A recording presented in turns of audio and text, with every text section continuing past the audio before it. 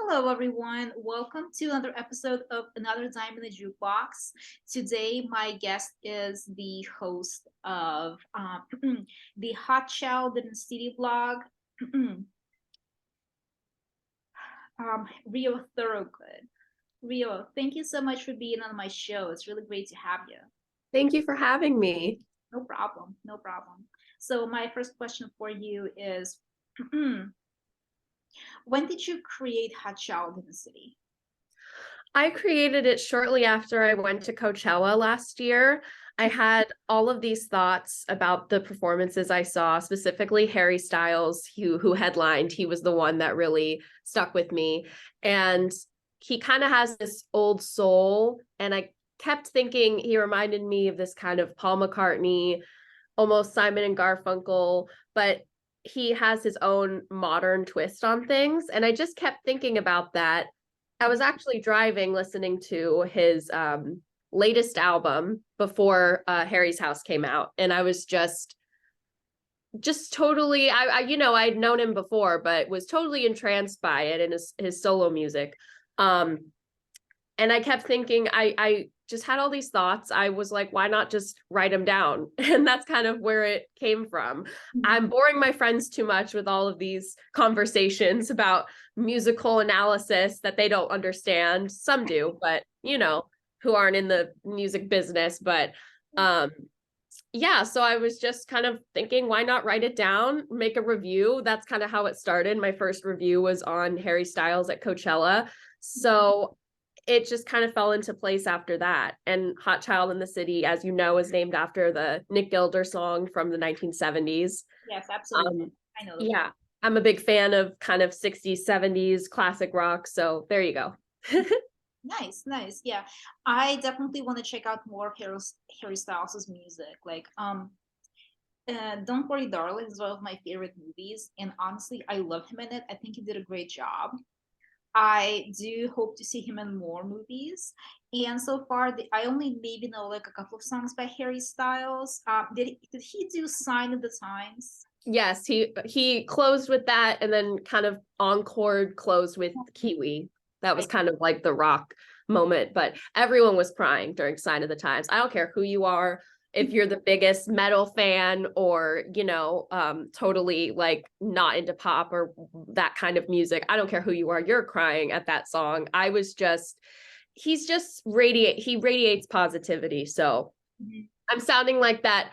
If you watch the Grammys, the lady who was the super fan, the grandmother who presented him with the award, they had all these super fans present album of the year, and this older lady who loves Harry Styles, and she kind of got famous on TikTok, she gave him the award. So I kind of sound like her right now. The Grammys did their job, they made the right choice. So but he's very talented. So thanks to Harry for kind of sparking the first seed into my brain of this whole idea, the blog. So Yeah, yeah, I should definitely check out more of his music. Well, I do love Sign of the Times though, because I obviously knew of Harry's work with One Direction, not that I ever like listened to him on a regular basis, but I do know a couple of songs. yeah, you can't not. Yeah, and it's like after I heard the Sign of the Times, I was like, wow, it's like he really grew into something. Mm-hmm. Yeah. Did you study journalism in school? I didn't. I studied theater in school, actually. My Oh, entire life kind of been torn between acting and music. So it kind of just became a new love of mine to be a writer and to interview people. I always loved writing from more of a musical perspective and more of a like playwriting. I love like script writing, but this has been a whole new experience for me that I've just fallen in love with. mhm. I see. Yeah, I went to school for fashion accessory design and I studied fashion design like all throughout my 20s. But like I didn't start my blog until I was about 28 or 29 maybe. And I'm taking journalism classes now just because I want to take it to a more professional level. But basically like interviewing rock musicians, like writing about music, show reviews and stuff like that. Like that's how I express my love for music and for rock. Yes. It's reading rock star biographies that I think really spark. um, my blog creation in the first place, because like I found out so much interesting information, and I just wanted to find a way to like express that. And What's your favorite biography? hmm, it would have to definitely, oh, Dirty Rocker Boys by Bobby Jean Brown. Oh, I'm cool. sure, I yeah, haven't read that one. I see. I'm pretty sure that you know the Cherry Pie song by Warrant. Okay. Yeah, if you've ever seen the music video, she is the chick who dances in the music video, and she was married to the lead singer. Afterwards, to Johnny Lane. Hmm. Then, after she divorced Johnny Lane, she was briefly engaged to Tommy Lee. Oh, wow. Yeah, so if you check Interesting out story. yeah, so if you check out that song Cherry Pie, and then you should you'll get to like see her, you'll get to see what Bobby Jean Brown looked like and how she became famous. Like she was gorgeous, like and that's how she became famous in the early 90s. And like her honestly, her book, it's so much fun to read. Basically it's because she writes a lot about partying on the Sunset Strip in the 90s, and it's a lot of it is about clubbing, and a lot of it is about her, her romantic adventures with rock stars and everything, but also a lot about drug addiction. It's although it's a really fun book to read, it's also like really sad at times. But I also really like Neon Angel by Cherie Curry. That was like the very first rock star biography I read, and her story is amazing. She overcame so much. Yeah. Yeah, absolutely. Yeah, so next question. Is hosting Hot Child in the City your full-time gig that you get paid for, or do you have a day job? I'm just doing this right now. I was working in music PR at a firm until early last year.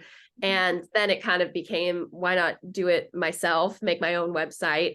And as of right now, the money comes from little collaborations and brands and sponsorships, and it's starting slow as it always does. It's not even been a year that I've had this blog. So um but the most rewarding is definitely connecting with people like you and meeting other content creators. So it's just been this for now.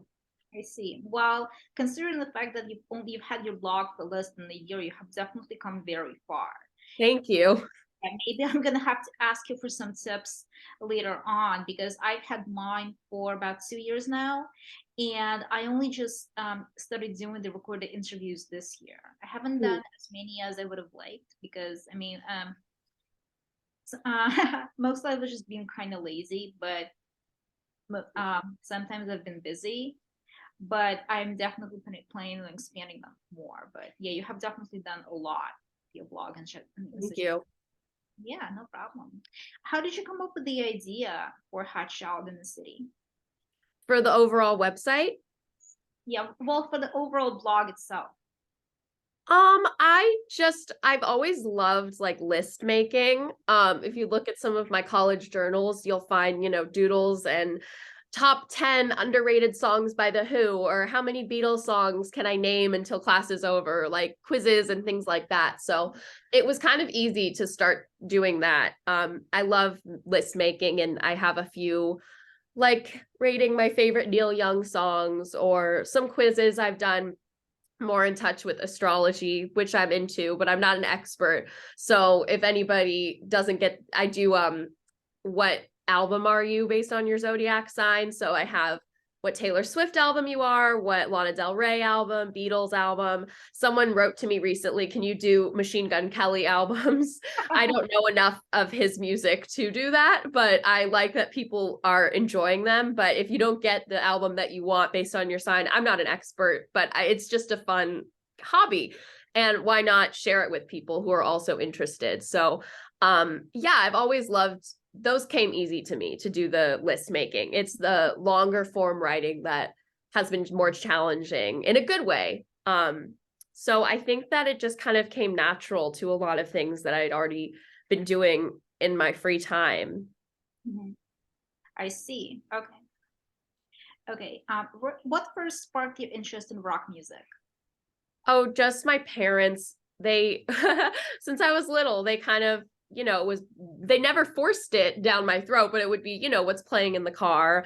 I remember a lot of Joni Mitchell, a lot of Wings, Paul McCartney's solo band. And yeah, those things definitely perked my interest. So Stevie Wonder was one of them. I always think, because I have this, I don't know if you have any questions about the radio show, but I do a radio show on Mixcloud, which is kind of like SoundCloud, called The Songs That Shaped Me, where I interview guests, mostly musicians, but also other podcasters and writers and photographers, people just involved in the creative musical sphere. And I wanted to think about what songs shaped me. And, sometimes people bring songs that I forget about, and I'm like, oh yeah, I think I'd put that too. So it got me definitely thinking like the early days. So a lot of Stevie Wonder, Joni Mitchell, Linda Ronstadt, Paul McCartney, Beatles, of course. So those were kind of the things that my parents played, and I just naturally took an interest to it.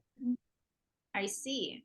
Wow. Yeah, that's really great. I mean, I kind of discovered rock music for myself. Honestly, ever since I was about 14, I remember that I just had a lot of interest in listening to rock and roll particularly. And I remember that it was my stepbrother who burned a lot of his own music, and I would sometimes take a peek into his like CD collection and stuff. And I remember that I picked up like a CD that he burned himself that had like a collection of a whole bunch of Beatles songs, and then he also had some like Russian 90s rock in there that I listened to a little bit because, well, I'm Russian by nationality. So I also remember that, did I say that I borrowed my stepbrother's Green Day CD when I was in 8th grade, and that kind of like also really sparked my love for punk rock music. I became super into like goth rock when I was 14, so that's kind of like where it started. And then later, like later on in high school, I would basically just um, listen to bands that I've just that I've heard there for a long time. So I was basically just discovering music by myself. But if your parents were the ones who like passed this down to you, then it's really cool. So you should be like super grateful to them, because this is like what they this is what it turned into. It's Yeah, for sure. And I know my dad is like, when I see the first listen on, you get your numbers, like how many people have listened to each episode, and or in your case, you have views on YouTube. So for Mixcloud, it's listens. And whenever I see the first one, I know it's my dad. He's always the first one to jump on there. So shout out, Dad. So I am awesome. super grateful. That's really awesome. Okay. So next question. Your blog consists of concert and album reviews and interviews with artists. So what kind of shows do you usually cover? Like, do you mainly work with rock and roll musicians, or do you cover other music genres as well? Yeah, I try to cover a lot of different genres. And because of having a lot of I love rock music and classic rock specifically, 60s, 70s. And that's a lot of the stuff that I do like to cover mostly and post. And I think a lot of people who do follow me, I have more followers on that kind of spectrum, but I'm definitely growing and learning more about, because I like a lot of genres. Like if it's a good song, it's a good song. So there's a lot of bands that I love that are more up and coming. I love this band called Palais Royale. I saw them at the Palladium. I covered them.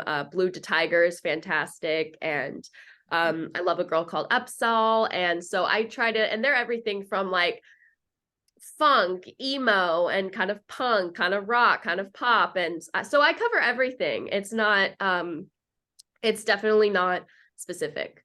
Yeah. Yeah.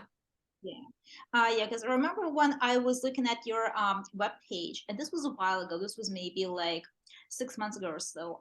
One thing that like stood out to me in particular was you did a review of this French movie. It was called Umbrellas of Schattenberg or something like that. Yeah, I did for Bastille Day weekend, because it started on a Thursday. So I did it over a long weekend. I think it was a Thursday or Friday.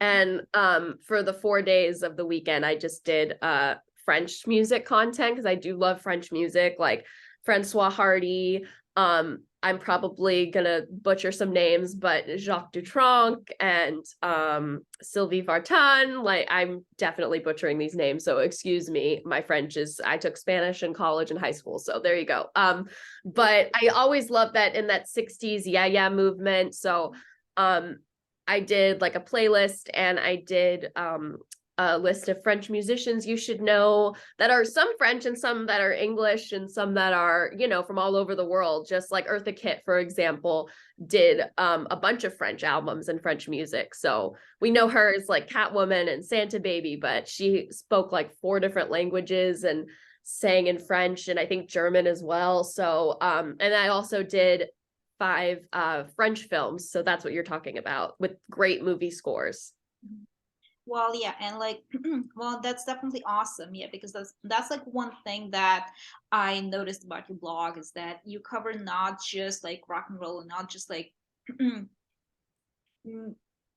not just like topics that have to do with music specifically or even rock and roll music specifically, but you also tap into some other topics, which I thought was like really interesting. So Yes. yeah, so yeah, that's definitely I love movies too. I've done a few, I do Music Mondays where I write about different albums, but I did Movie Mondays for June. I did some summer movies that were kind of music related with great scores. And also Christmas. I did like Christmas themed with great music like White Christmas. And Elf has one of the best soundtracks of all time. So yeah, it's not just music specifically. So it's movies and entertainment, you know. So yeah. I appreciate that stood out to you. Well, yeah, no problem. No problem. So tell me more about the podcast that you're doing specifically. If you have anything else to add about the songs that shaped me, is that so when I saw that you also have a podcast as a part of your blog, I thought that the songs that shaped me was like a segment that you do on your podcast that you like do every once in a while. Yeah, it's become I think we're about to hit 30 episodes next week. I can't believe it, but I think it's been more songs that shape me episodes than just episodes that I do. So it kind of started with, I have always loved radio because I think I grew up in the last kind of era where you listen to the radio in the car. And when I was in high school and driving to school, I would kind of listen to my phone or iPod sometimes, but I tried to listen to the radio, and there were so many stations in LA that I fell in love with.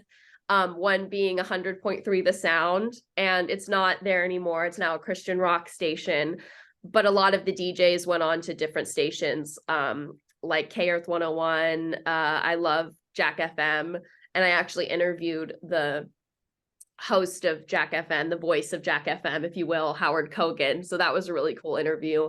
And he had some great songs to add. But I loved this segment that they did on 100.3 The Sound, where they would get musicians, producers, actresses, actors, just anybody who's creative, and they kind of guest DJ for the day and talk about different songs from their life. So for example, if you know the actor, I think his name is John O'Hurley or John Hurley, who was on Seinfeld and a bunch of, you know, his voice is very recognizable, but I'll never forget, he put on a song by the Byrds, their cover of Bob Dylan's My Back Pages, which is such a great song about growing up and nostalgia. And he was talking about it and what it meant to him. And I never forgot that segment, that people would come on and just kind of take over the reins for the day and talk about the music that they loved. So that was what inspired the songs that shaped me. At first, doing the radio show, I was kind of just doing theme episodes by myself, and I still do. I did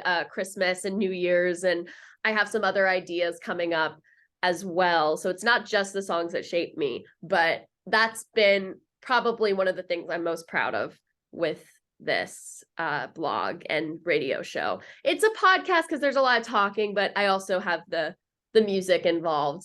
It's so great when you can talk to somebody and then like they're talking about the song that they love so much and why they love it, and then to hear it the listener's perspective, like, oh, that's what he was talking about. Like I hear that influence there. Or, and some people give me like the first song they ever wrote with a band, or a song from a band that they ended up working with. It's not just songs that they love. They also, like, I had a girl whose dad is also a musician, and she put one of her dad's songs, things like that. So it's definitely a great way to connect with people. And that's kind of where it stemmed from, another radio show. Well, yeah, absolutely. Well, it's great that another radio show inspired you to do that, and it's definitely a really interesting segment because it's like another way of sharing music. I've learned so many like new songs from people that I wouldn't have if I didn't have these conversations. So yeah. I bet. Yeah, I bet. I mean, like mostly whenever my friends tell me to like whenever I discover new music from my friends, it's mostly just like them being, hey, you gotta check out this band or you gotta check out the song. Or yeah, so it's mostly like in those cases. I never actually like really have those conversations where we would like actively like my friends and I would like actively share new music with one another. Although most of the time it does happen. A lot of my friends are in bands, and so I do end up listening to their music more than I listen to like songs that they would recommend like recommend by other artists that they haven't written themselves. But it does happen every once in a while. But yeah, it's definitely a really great way to share music. And my last question for you is, so overall, what is your take on being a music blogger? And what would you say it's like to be a music blogger in like today's day and age? Yeah, sometimes when I tell people for the first time, that I do this, it's like music blogs still are a thing, but there are so many others out there that I have come to know through my blog. And I find so many great new musicians through these other blogs as well. And we got to stick together. I have a great episode with Girl Music on my radio show with two best friends who started this music blog together. And they also have a podcast. So that's one of my favorite episodes as well. But, they've introduced me to great musicians, for example. That's just one that I like. But I really love it. I have come to really respect also influencers and content creators because it is hard. You think like, oh, they're only famous from TikTok. It's so different when and sometimes people don't know how to read. I was having a conversation with some old friends at a party recently, a birthday party, and catching up with one of them, telling them about my blog and my radio show. And one of them in our group was so surprised, was like, oh my God, I didn't know this. And I'm like, you literally follow my Instagram. Like, what do you think all the link in bio means? He's like, oh, I'm not really good at social media. I'm like, are people even reading my stuff? Do they just like the pictures? Like, Yes. even though Instagram is the biggest following I have compared to, listeners each week or subscribers on my website so far, sometimes you just got to roll with the punches, and there's going to be days where, you get 50 views instead of 1,000, or I'm just making up numbers, or they won't click on your link every day. So, but what's the best part? I try to be grateful for, with every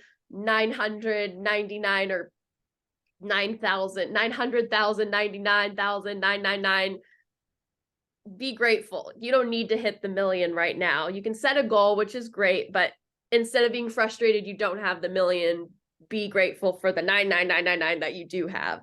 So the people that I've met through this, like including you and being here talking to you, that's probably it's a great experience. So And I mean, I honestly think the same way. Like I started doing my blog mainly because I wanted to express my passion for music. um I am not getting paid for it. Like I'm still not getting paid for it. Hopefully I will be getting paid for it in the future. But so far this whole experience has been really amazing for me. I mean, I have been creating my posts for about 2 years now, like I said, and through my Instagram posts, I have learned so much information about rock and roll, and Hmm. hmm, and I have gotten amazing responses from people so far. I mean, I remember that especially when I first started, I well, first of all, my very first theme that I posted about was Sid Vicious's biography, because I remember like one day I was just like scrolling through Facebook, and I saw that one of my friends made a post about it being Sid Vicious's birthday, and I was like, and it hit me. I remember at one point I was checking up on his biography on Google, and I came across this page that said like 10 facts about Sid Vicious. And I remember that it said some really fascinating things about his life, some dark things, but fascinating things nonetheless. And it hit me. I can make it into like a theme. I can make like 10 posts, one post a day, like one post being like one single fact about his life. And I remember that on my first one hit like 1,000 likes in just 2 days. And that made me feel like, oh my gosh, like I can really do this. Like I want to continue doing this. And yeah, and it's People definitely, loved it, I'm sure. oh yeah, absolutely. Uh, yeah, it was definitely amazing, like to get recognition like this. And the more I continue doing this, like I did some other research and I found that there are other bloggers out there who write not just about music, but like specifically about like classic rock. Because like that's what Mm. I started doing originally, but now I think that now that I want to expand a little more, and especially now that I started doing these recorded interviews, I definitely kind of want to move into like looking into not just like some other genres, but also like more modern artists and stuff like that. So I definitely want to expand a little bit, but yeah, it has been an amazing experience so far. Yeah. And with how we are nerding out about the music, there are Yeah. definitely thousands upon thousands of more people just like us who want to read about it, maybe don't want to write about it like we do, but who want to hear it, you know? That's And we got to provide them with that content. honestly, whenever someone tells me that I love that they love the information that I put in my posts, I'm always like, oh my gosh, I'm so glad that you like what I do. And like the thing is, it's not even my own information. Technically, it is my own research, but what I'm doing is I'm paraphrasing what someone else wrote. And even though when people tell me that they love the content that I put out, like it always makes me feel really grateful. But eventually, I kind of want to do something that's a little bit more original. Mm. At the same time, just like continuing doing research. Like I loved reading rock and roll biographies because of the information that I found out about these rock stars, and I just want to continue like learning more of that. Yeah, I'm with you. I love research. I've always been like that. If there's a certain song or album that I love, uh not all of them. Sometimes it's fun to have mystery, like Bob Dylan, you never know what the hell he's talking about, and I want to keep it that way. But Neil Young, I love reading about him. I could just read about him and Joni Mitchell, like the people of the canyons, and just I love doing research and finding out what this album's about, what this song is about. And some friends can keep up a conversation about that, but sometimes they just, it's like, shut up, we just want to listen to the song, which is like, I respect, but sometimes I'm that person that's like, you know what this is about. And Taylor Swift, sorry, there's a car going off, but Taylor Swift loves to put like coded messages in her music, so I could like pick apart all that stuff all day. Sometimes it's exhausting. I'm just like, how does she do it? But a lot of people love that stuff, and I'm one of them, so there you go. I do love Taylor Swift's lyrics. And speaking of Taylor Swift, I also looked up what I checked out her like latest album, Lavender, I think it's called. Midnights. Yeah, Midnights. Yeah, exactly, There Midnights. is a song called Lavender Haze, so that's the first one, I think, so you're not wrong, you're not far off. I am not far off. Yeah, thank you, though. Thank you. And what made me check out Midnights was your post about it, actually. And like, I just like wrote your review. I mean, I read your review of the album, and I thought it was a really interesting take. I And ripped it to shreds. yeah, maybe I one do love her, but it's just, and it's grown on me more since the first listen. But it definitely was just a kind of, is this album genre defying, once in a generation? No, it sounds like her. It sounds like a few albums she's done in the past, and that's okay. Someone can have a style, but to say like what Rolling Stone said, I think they said it was a once in a generation album, and I had to put my foot down and say, let's not, you know let's keep her humble a little. But I'm sorry I interrupted. What were you gonna say that made you check out the album? yeah, the thing that I was gonna say is that since you just said that you basically like totally ripped that album to shreds, I have to reread your review because when I was reading it, and it was a while ago, it was like a few months ago, Oh yeah. I did not necessarily get that vibe that you're kind of like tearing it to shreds. I Yeah. mean, I just thought that you were giving off some like pretty interesting commentary on it, but overall, I felt like your review like wasn't necessarily like a bad review. But Thank you. that's what made me check it out, and I loved it. I have always liked Taylor Swift, but I somehow always kind of like kept it closeted because when I tell people that like I'm a fan of rock music and that I love Red Hot Chili Peppers and Sex Pistols and Rolling Stones and Aerosmith, to say that I also like Taylor Swift, at one time it seemed a little silly to me, but now I can like legitimately say that I'm a huge fan of hers. I seriously think that she's legitimately talented, and I love her music. I love her songwriting, and it has evolved so much over the years. And I mean, I gotta check out your Get review. embarrassed about either. If you watch, there's a YouTube compilation I've seen of hard rock artists talking about their favorite music. And I'm talking about like Dave Grohl saying he loves Katy Perry and Lana Del Rey, Taylor Swift. And it's all of these rock stars that you wouldn't think listen to this stuff, but music is universal, and you can like the Sex Pistols and Taylor Swift. But I totally get that people judge, because I've written about fan bases and they're very protective. So sometimes to be grouped as one of like a Swiftie or a Harry, like the Harrys with Harry Styles or Lana Del Rey, I don't know what they're called, but you know yeah, it's hard to not be grouped into that kind of hive mentality. I mean, the Beehive, Beyonce, that's another one. So I understand that. Yeah, that's true. Yeah, I was Individuality. talking to my cousin about this last summer, and when I told him that I listened to rock and roll and pop, he was like, "That's like a pretty heavy contrast." But honestly, it's definitely universal, and I think that well, one can't exist without the other.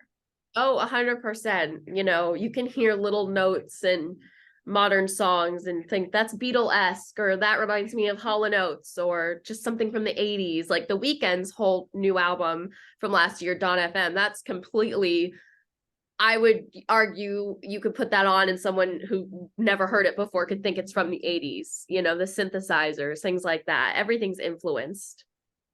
Never really been a huge fan of The Weeknd. I only ever listened to him when he was collaborating with Ariana Grande, and I'm a huge fan of hers, by the way. And I'm like so like I'm not even gonna hide it because I mean she's amazing. Come on, she's I got think they're working on something new too right now. um So oh cool, yeah. Well, I waited to see what can't wait to see what it is. Okay, well Rio, thank you so much. Like I said, those are so much for having me. I'm so excited about this. no problem, no problem. And yeah, so hopefully, I mean, I'm excited to, I'm gonna continue checking out your website. I'm excited to see what other reviews you do. And thanks again for being here. Thank you. I have a new one out right now. I just released today about Lana Del Rey's latest album that comes out tomorrow. So go and check that out. Oh, well, thank you so much. Okay. Thank you.